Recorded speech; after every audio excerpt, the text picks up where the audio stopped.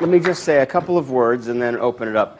I agree with almost everything that my friend and other former student, Jack Balkin, said. I think he's right up until the point. If it helps you, I was asleep in the class most of the time. No, I think you learned even more than I taught. But it seems to me that the place the argument goes off, well, there are two places. One, when you look at structure, there is a fundamental structural difference in American understanding between Parliament and Congress.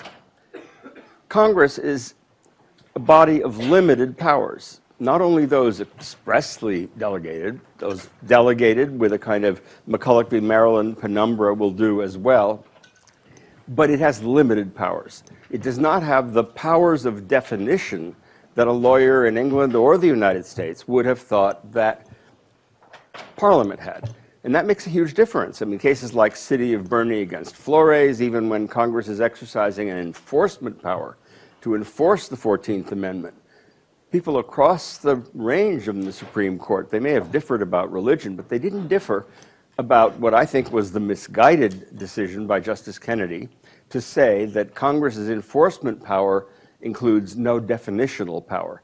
Now, we don't have the time, without totally preempting Q&A, to go more deeply into that, but that's where I differ with Jack. That's why I included in my original remarks the idea that the power of naturalization was understood here in Article 1, semantically at the time and really ever since, as a power to define a path to citizenship for people who were not citizens at birth. Now, it's true that naturalization powers belonging to Congress were of a more capacious kind and included the power to define who would not have to go through any process, but who would just be a citizen at birth. But as Einar Elhage has pointed out, if citizen at birth were the semantic meaning of natural-born citizen, then the word natural is doing no work at all. That is, it clearly did mean something more than a born citizen. It meant something more. The only other point I want to make is that I think the other Jack has the slightly better of the argument, the UC Davis Jack, than this one, because I too have focused on the fact that the kind of citizenship Cruz claims to have acquired in 1970 through his mother was defeasible. He could have lost it. It's true, he, in all likelihood, didn't do what the law would have required him to do before losing that citizenship.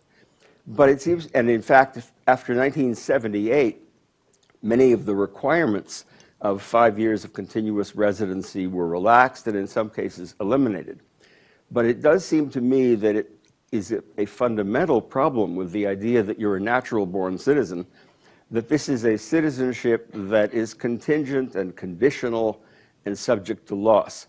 When the Supreme Court, in the cases that Jack adverted to, Rogers v. Belli, Schneider v. Rusk, and other cases, said that there are limits on the ability of Congress to strip your citizenship after you've got it, it drew a distinction between people who got their citizenship by being born here and people who were naturalized here. And just as there could be a condition precedent to naturalization post-birth, there could be a condition subsequent to naturalization at birth. Now, the only point of going into this depth of detail, which I don't think the Illinois board exactly had in mind earlier this week, is that it underscores my point that this should not be regarded as open and shut and settled. Now, Jack is very persuasive. He's brilliant, and he makes a very powerful argument, but I don't think he really believes, do you, Jack, that it's not a question subject to debate? Well, it involves lawyers. And that, by definition, is subject to debate. Okay.